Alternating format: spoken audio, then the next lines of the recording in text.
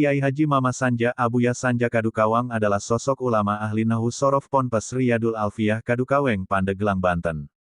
Kiai Haji Mama Sanja atau Abuya Sanja sosok ulama ahli Nahwu Shorof Ponpes Riyadul Alfiyah Kadukaweng, Pandeglang, Banten. Kiai Haji Mama Sanja Abuya Sanja terkenal akan ilmu Nahwu Shorofnya. Ilmu Nahwu Shorof inilah yang menjadi pintu masuk pemahaman kita akan teks-teks literal bahasa Arab yang TDK berharokat sehingga dapat memberikan makna yang sebenarnya. Tata bahasa Arab ini belum ada di zaman Rasulullah.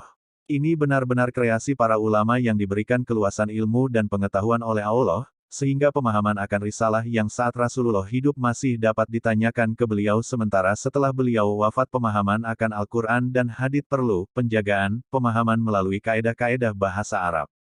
Kiai Haji Mama Sanja Abuya Sanja pendiri Pondok Pesantren Riyadul Alfiyah yang berlokasi di Kampung Kadukaweng Kaduhejo, Pandeglang, Banten. Sosoknya yang sangat sederhana mampu melahirkan ratusan ribu bahkan jutaan ulama yang menjadi garda depan dalam melanjutkan perjuangan dakwahnya.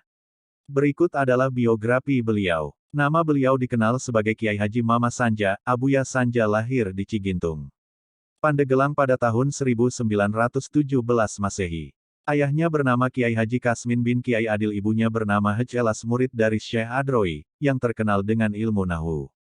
Alfiyahnya mampu menjadikan Kiai Haji Sanja sebagai sosok ulama yang ahli dalam gramatika bahasa Arab. Di antara guru-guru beliau lainnya adalah Syekh Syatibi Gentur, Syekh Ahmad Syatibi, Syekh Tubagus Ahmad Bakri, yang terkenal dengan julukan Mama Sempur. Mama Sempur beliau adalah bangsawan Banten yang berguru kepada Syekh Nawawi Al-Bantani.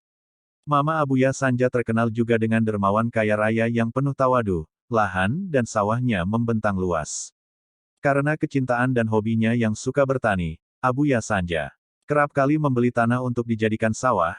Karena saking hobinya bertani tersebut pemerintah sempat melarangnya untuk membeli tanah kembali untuk dijadikan sawah, karena banyaknya sawah yang dimiliki Abuya Sanja. Ada pengalaman unik yang didengar dari santri beliau. Suatu hari Mama Abuya Sanja sedang mencangkul sawahnya, datang seseorang anak muda yang berniat mondok di pesantren Riyadul Alfiyah.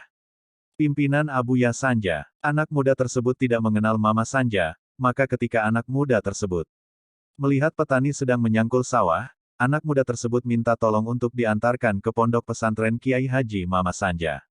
Maka petani tersebut yang tak lain adalah Mama Abuya Sanja berkenan untuk mengantar anak muda tersebut ke pesantren yang dimaksud sambil membawa barang-barang anak muda tersebut.